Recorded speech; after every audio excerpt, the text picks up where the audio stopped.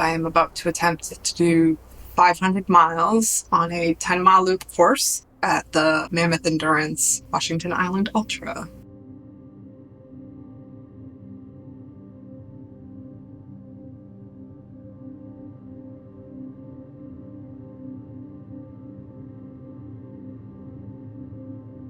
'20 was like the year of my life, I still say. I got to work from home. I got to go to the gym, and the training could just get bigger and bigger and longer and longer. And everything just fell into place. I traveled. I went to California to ride with her a couple times, do some back-to-backs. It was the perfect year. And then coming here and having her and Taryn here to be here with me, to help me. The race was still really hard, but it was magical. It really, honestly, like if it had to be the last thing I did with her, I couldn't have asked for a better last thing for us to do together. Big thing, because the last time I saw her was at the island. So.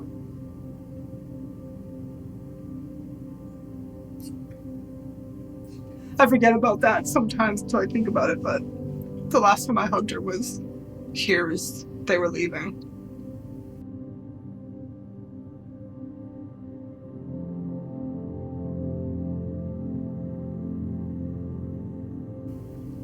Do you want to tell me what happened? Her ex-boyfriend murdered her and then killed himself.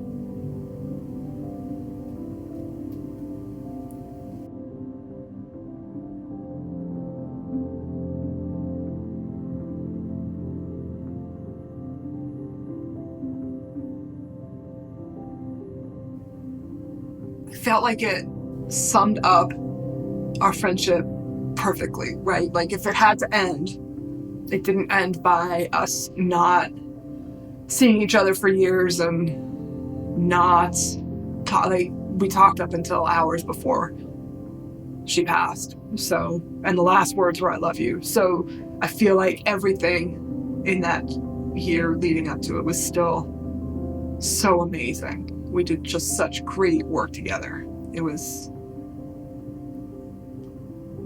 perfect.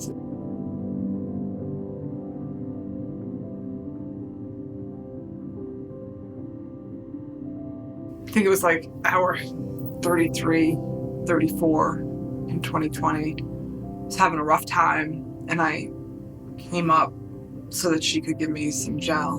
And I'm like, "I'm never ever doing this again." And she's like, "No, you're not." I'm like I never freaking want to do this again. And she's like, "You never have to do it again." She gives me the gel, we go on, and I don't think anything of it. And then when I got home, I'm laying on the bed, and I'm like, "That was horrible, but," and I texted her and I said, "I really think that if I put in more work, I can do 500. And she said, "Oh, hell yeah, we'll do it."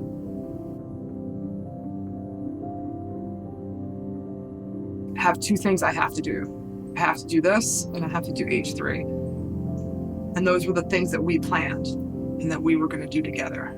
And I feel like I need to do those to like really not finish our time, but finish what we set out to start. Because she was also my coach. She wasn't just my best friend. Like she fed the crazy in anything. Okay. All right. So, I want to hammer out nutrition. Okay. So just have them like Halloween. Good. Oh yeah. So they are all mixed. I didn't separate them by flavor. The chews, I feel like night 2 are going to be the best because I'm going to be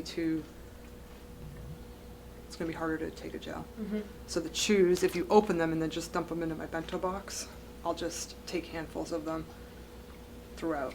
Are you not just going to eat them at the beginning of the loop? Crewing for somebody when they're doing some sort of like big event like this is you are literally their lifeline. You are their eyes and ears, and when it gets late in the game, you're their brain too. Usually crew members are needed for unsupported races, so races that don't have aid stations set up by the by the race organizers, or ones that go beyond the normal race time, or like an ultra marathon or an ultra event. This certainly fits under that category in that it's an ultra event and it's unsupported, and it's just, people come and usually they support themselves because they don't go the full length of the event. For this one, since Heidi is going the full 36 hours and she's riding her bike, she definitely needs people to help her out. I know that that's not enough. Scratch super fuel or scratch Regular electrolytes? Scratch electrolytes. Okay, so that Which is doesn't only, would I be. think, 100. Yeah. Your job is to get her through and to the finish line. And actually, your duties start well before that even. So, Taryn and I have been doing a lot of prep work even in the last few days. And so, yeah, it's just, you're really doing everything for your athlete. You want them doing as little as possible leading up to the race, and then during the race, you're keeping track of all their vitals for them.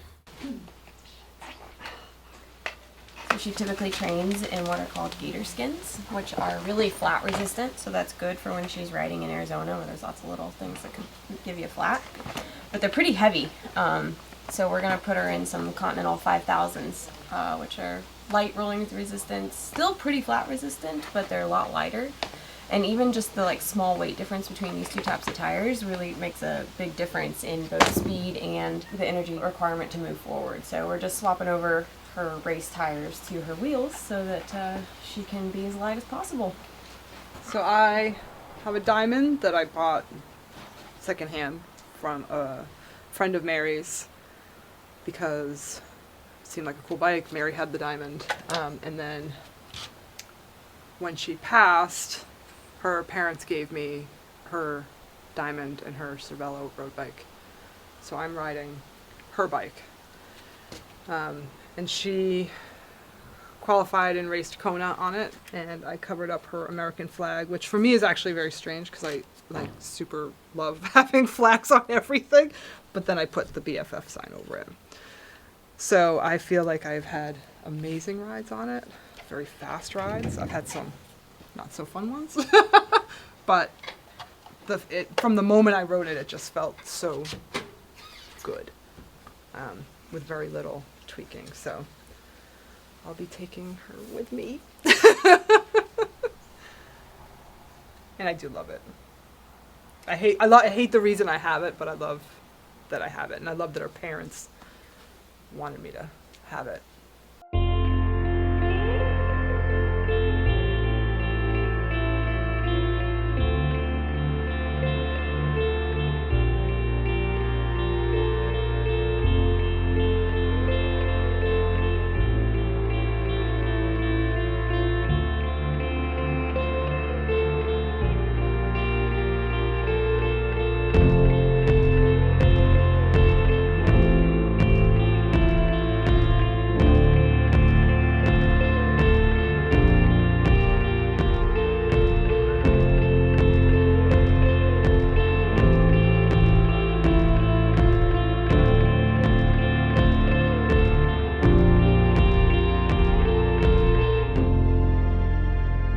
Anybody can do it. Yeah, if anybody can do it, Heidi can do it. And you know what? Heidi has the best hair ever this year. So Yeah, the hair's going to get her because over the finish line. The hair man. I'm is telling going to you. do it this year. I know it. I know it.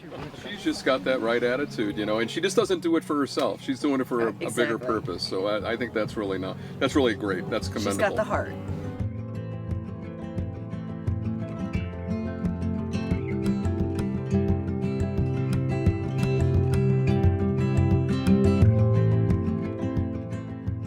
Welcome to the island. Thank you so much for coming. This is a super special place to me. I get worked up every time I do this, sorry. It's a super special place to me, and it just means the world that you guys come up here and support the event and support the island, and that you're just a part of this big family thing that we've created here. So thank you so much for participating. Each one of you guys came up here with a goal in mind or a thought in mind.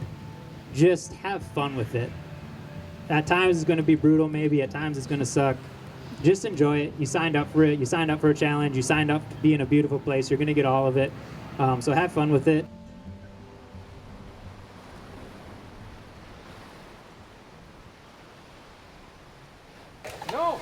That I'm not convinced that maybe we don't just need another one, or we don't just need a longer one. But that was the one that was there the whole time. So we've got a little bit of a wiggle here in her seat. You can kind of see this is coming up and down, and it shouldn't do that. So we've been fiddling with this screw that's in here, trying to get it tighter, but it doesn't really seem to be fixing it. There's some folks here with a local bike shop that we're gonna try and flag down once we're done with supper. Oh, they might have a tour there. I don't think it's gonna be an issue.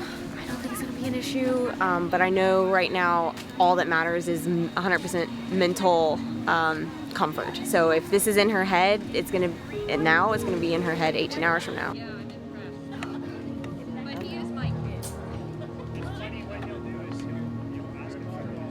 Okay, so we just talked to the bike shop people, and we weren't able to fix the issue that we have with Heidi's bike, but we did get the okay that it's safe to ride.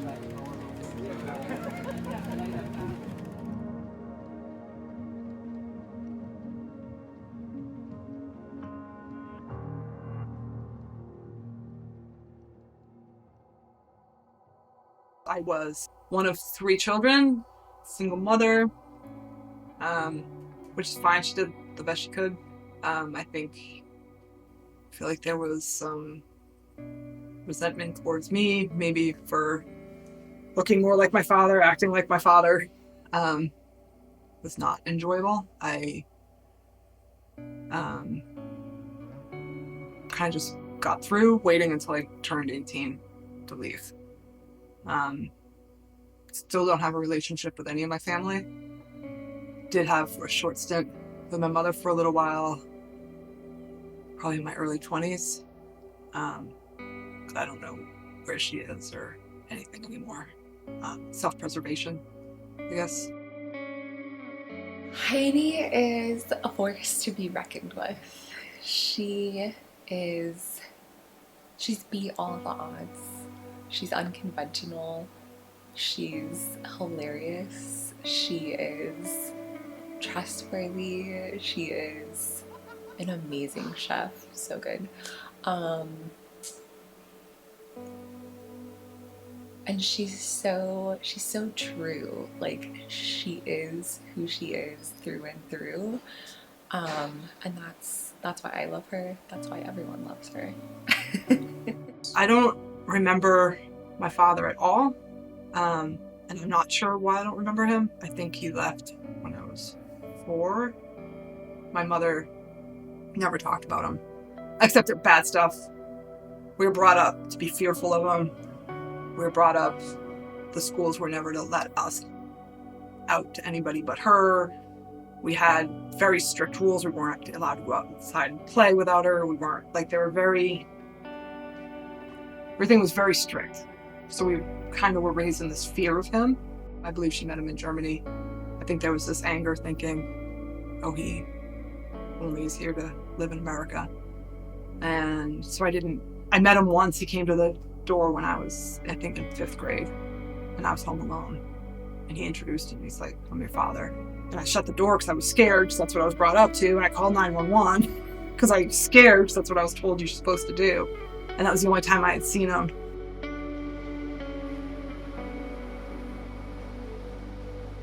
Right when I actually was getting into triathlon, I decided to look him up.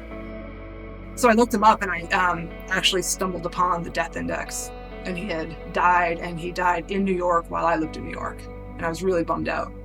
And he actually, my friend Sue, he lived 4 houses down from her while I was friends with her when I was back in Boston. And it was a big bummer. I'm like, wow, he was right there, and I didn't know. And he was in New York when I was there, and I didn't know. So I've done some research into trying to, he probably didn't die a very happy death. He was kind of young. He was in hospice, so. But he is buried as a John Doe because nobody came to pick him up. So after she passed, I started singing Hummingbirds too, and that's in her writing. And she used to tell her athletes to be brave before their races. So I gave my tattoo guy a card she wrote me, and he took her writing and put it on it. And these are from everybody. These are coming off after the race. Somebody gave me an M. That's from Jan. This is from Lynn Fiedler. Oh wow, okay. This is from Josie. And this is Jen Aronson.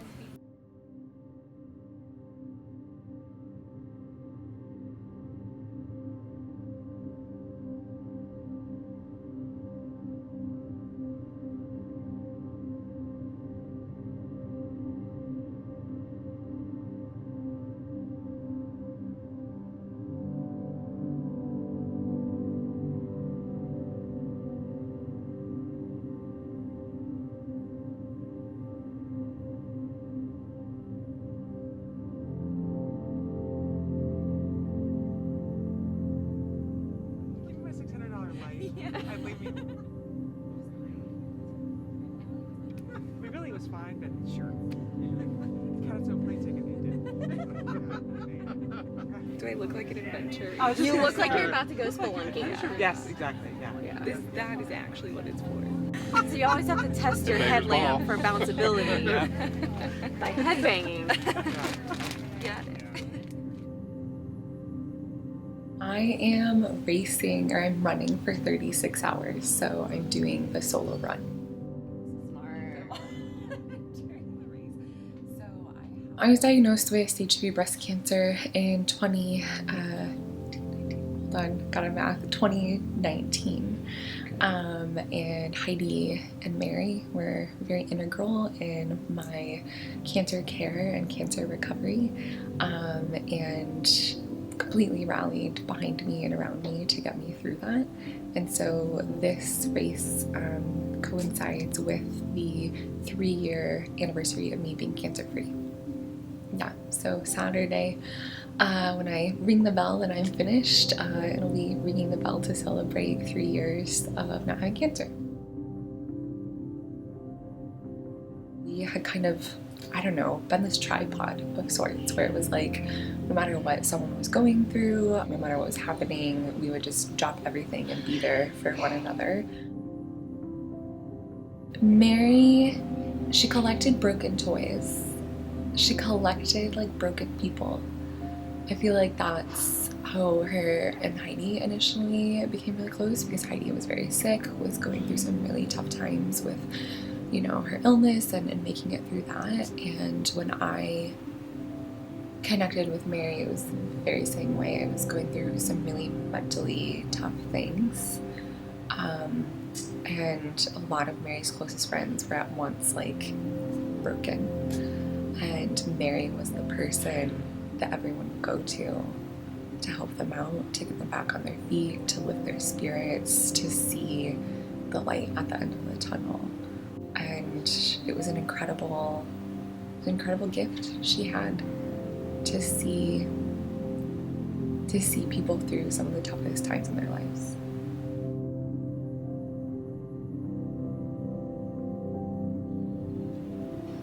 I have this memory after she died. Heidi and I were together in Arizona. I'd flown down there to be with Heidi and Jess.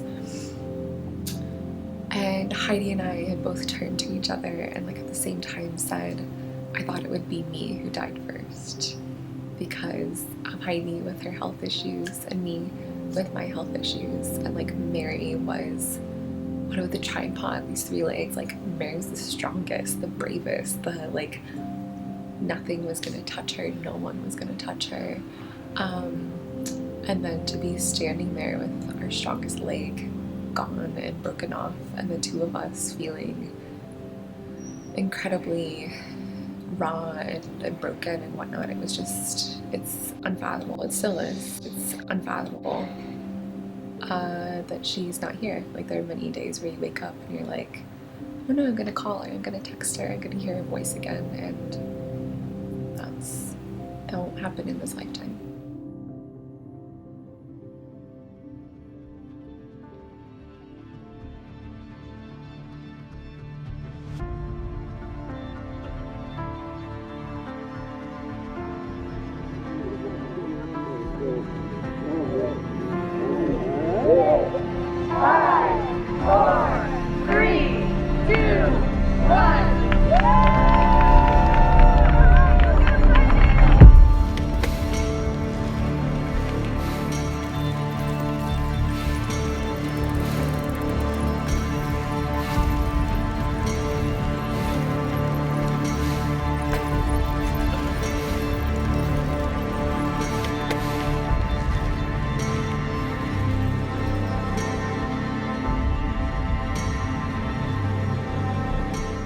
yeah, so if she can hold a 15 mile per hour pace, that'll give us 2.7 hours buffer time on the 36 hour. So if she can hold 40-minute loops, that's where we are.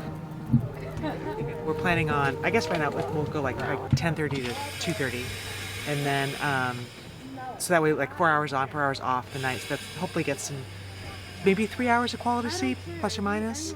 What do you need me to do? I'll do another loop or two.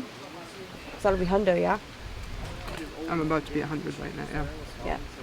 So 2 loops and then breakfast and kit change. It's really like What's that? the sound. Sweet, sweet music. For the next 30 hours.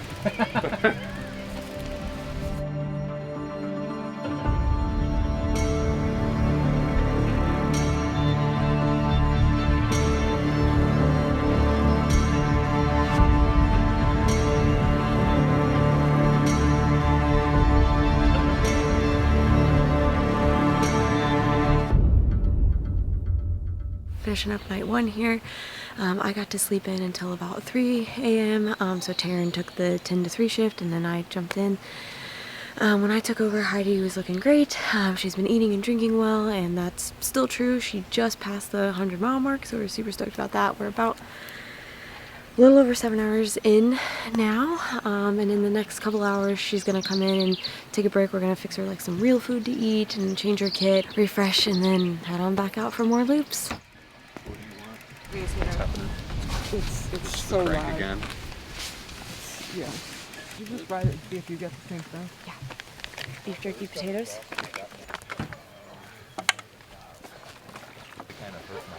It sounds like your bottom bracket. Yeah. Squeaky bottom bracket. It's very obnoxious. I can't imagine riding 400 more miles with it. I couldn't do 4 minutes with it. Alright, we got 3 gels.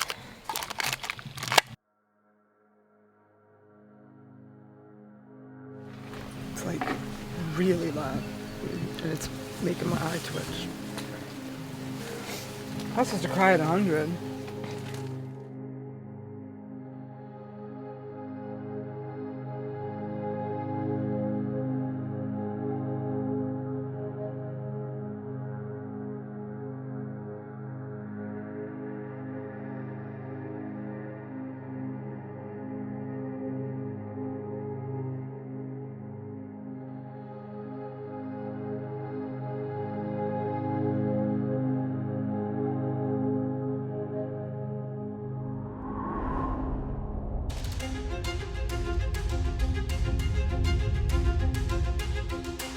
The mental fortitude to do the same 10 miles over and over and over is so impressive to me.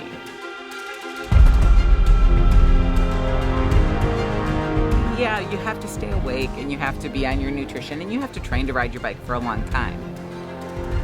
But it's the same 10 miles over and over.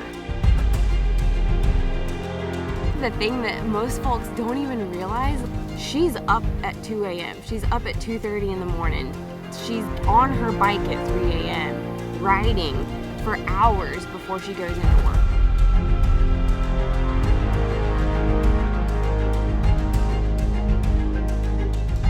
Mentally, is she going to be able to get through what she's got to get through in the next, I would say, 8 to 10 hours? If she can break through that wall, I think she'll get it. But if she lets that get the best of her, I think she won't. She's just willing to make the sacrifice. You know, she's been through a lot. It's easier to say than to do, but Heidi, once she says she's going to do it, she's going to do it, no matter what.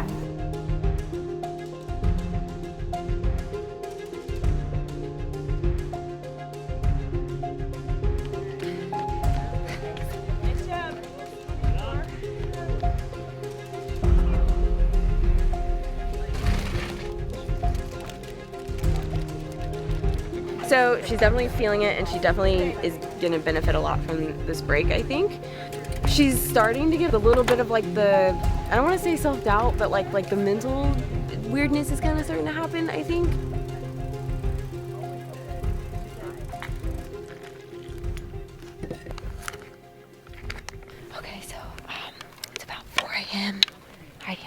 150 miles left. We're in a pretty deep valley right now, to be expected. So we're just gonna fuel her up with some potatoes, get our lighter helmet, and hopefully get her back to smiling. Let's go. You're not the boss of me. Ready? Trying to move my shorts. All right. 3 leaves to burn. Yay.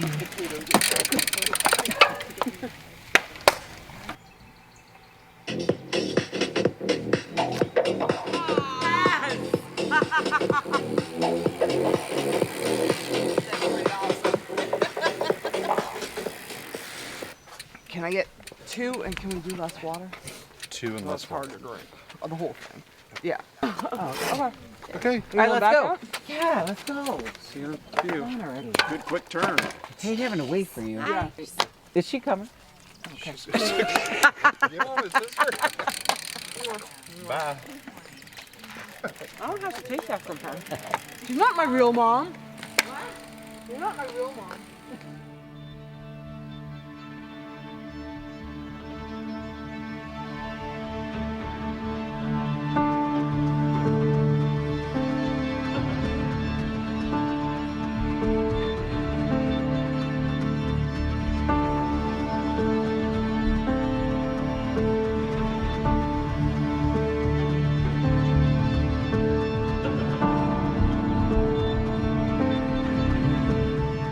You have 120 left. No, you have. I get to do 100. No. There you go. You have 2 more left. Yeah, there you go. More left. There you go. There you go. I love it. Tell me what to say. One more. 2 more. Okay, are we doing it by 1 or you want to do it by 3? What do you mean? Okay. Are you doing them in groups of 3 mentally? No, we're doing 2 and that'll be 100. Okay. All right. And then in my head, I do 100 every Yep. day off. Okay. On a bracket sound.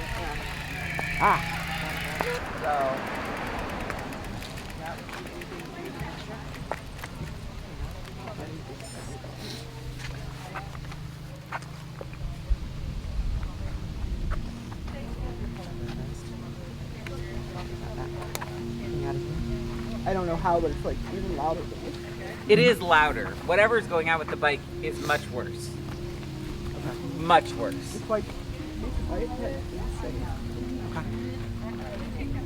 Does it feel any worse at all? Or is it going up hills? It's like And it sounds like it's gonna break apart. Yes, that's what it sounds like. It is worse than yesterday, right? It's much worse. It sounds like the bike is gonna split. Going up those hills, I was like, this is so freaking painful to listen to. Yeah.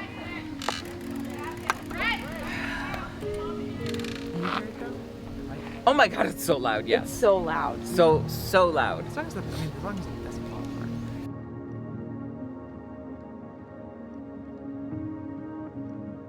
Click out. There we go. So after we hit 36, we don't have to do the 10 anymore. Thank you. Yeah, appreciate it. He's like, pour water all over the red. And I'm like, okay. And it kept going, kept going, Sometimes the kept seal going. in there can get a little dry. Oh, thank you for that. Okay. My eye stopped twitching. Thank you. Technically, Oh, I thought yeah. that was an hour and a half. 26. Yeah, you Even so. you can still make it. You can make it. Go. Just an hour. Rachel Peterson is on her last lap, and it's a big deal. So I'm going to ask if you can hear this and you want to come up. I'll let you know when she's coming. She's going to be finishing 100 miles here. It's the first time anyone's ever run 100 miles on the island. And the coolest thing about it is today marks her 3-year anniversary of being cancer-free. I didn't think 3 years ago I would be able to walk to my mailbox, let alone run for 36 hours. And so I'm celebrating my strength and my perseverance. I'm running for Mary as well. She always did the big, hard, incredible things. And I think that's the legacy that she would want us all to carry on, is to not stop doing the big, hard, incredible things.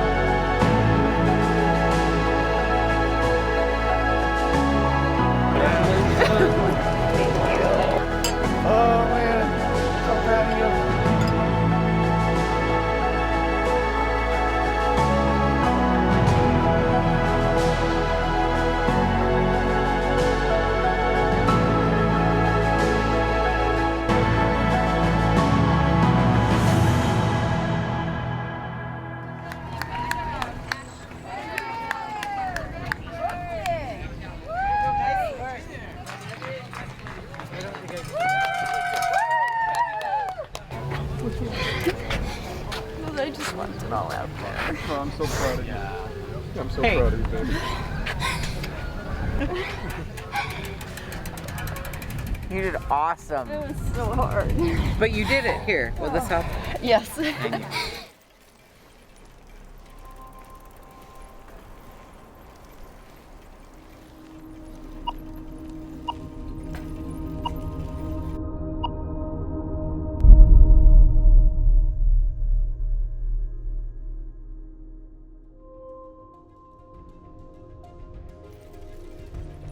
So it is officially a little bit past 10:45. The 36-hour mark was 10 a.m. But going into this weekend and this race, we all knew that we were getting 500 regardless. And so a lot of folks are packing up and they're headed out, their race is done, but we're gonna stick around and we're gonna keep doing 10-mile loops until we reach 500. She just passed 430 miles, so we got about 70 left to go. There's been a few teams that have heard what we're doing out here today, and even though they're done racing and they could go home and sleep, they've all said we're sitting right here until she gets 500.